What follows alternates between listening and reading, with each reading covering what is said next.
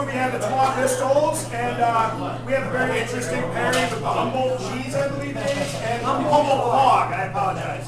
And this one, Greg actually baked off the crackers for, so it's not some just store-bought cracker. And it's a very interesting pairing, but I think it goes pretty well together. When I saw this pairing, this is the only one that I went, this is going to be an interesting one. So you guys will have to let me know what you guys think of it. Typically, when I do a beer dinner, I love the Trois Pistols with a chocolate-style dessert. To me, this is a great beer to finish because it's 9% ABV. It's a big beer. It's a beer that you can sit back and sip slowly, kind of like a port. So for us, this is Amstel Double. 4 different malts in it, 4 different spices. The label on here is a flying horse, and a lot of people don't know what that is. That is actually a church on here. Now, when we first went with the label of Trois Pistoles, because Trois actually means 3, and Pistole means 2 things. It also, number 1, it means a pistol, but Pistole is an old French word that means coin. So when we went to the Canadian government to register the name, they went no, because they thought we were promoting firearms. We went, no, Pistole means coin.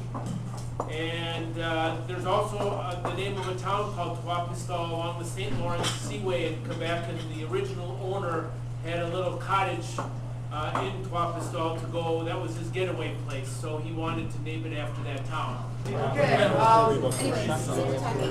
really like this pairing, and I've gone up against other people. I mean, beer and food pairing is kind of what I do. I mean, it's kind of like my little niche thing. I drank this beer with these crackers and this cheese. What you want to do is you want to take a bite of the cracker with the cheese in your mouth, take a sip of the beer, and I think what happens is when you take the sip, the beer actually, the carbonation of the beer brings the cheese off of your upper palate and your tongue. And the way it dissolves really works for me. I mean, that's really what I was all about this pairing. Desserts coming up. I have an orange creme caramel. Creme caramel is you make the caramel, put it on the bottom of the cup. Then you take the custard on top, you invert it with a knife around it, and the caramel runs out on the side. Now, along the side of it, you'll notice a little pool of orange. Because when I was doing this yesterday, Bob came through, and I, instead of just cooking the caramel, generally when you do this, you'll dissolve the sugar in a little water and you'll cook it to caramel. Well, instead, for the first time ever, I used orange juice, fresh orange juice, to dissolve the sugar. And it created a lot more like foam on the top of my caramel. So I was there all day and I'm constantly taking this foam off, throwing it in this bowl. Bob comes to the kitchen and he's like, "What's that?" And I'm like, "Oh, it's just this like foam from the top of this caramel I'm trying to cook, and I don't want it in my caramel." And he's like, "Well, I bet that would have a lot of flavor." And so I'm looking at it in the bowl. I go back to thinking about my mom's mom, who used to keep like butter wrappers in the refrigerator. I don't know if any of you are old enough to remember this, but I mean, she'd be done with the butter, but she kept the wrapper because you can grease a pan with that, right? You don't throw anything away. That's so obvious. I mean, he'll be standing next to me while I'm cooking lunch, and I'll throw a pita on the grill and I'll burn it, and I'm like, "God, it's burning." I'll throw it away. I would eat that. That's Bob, So I saved it, right?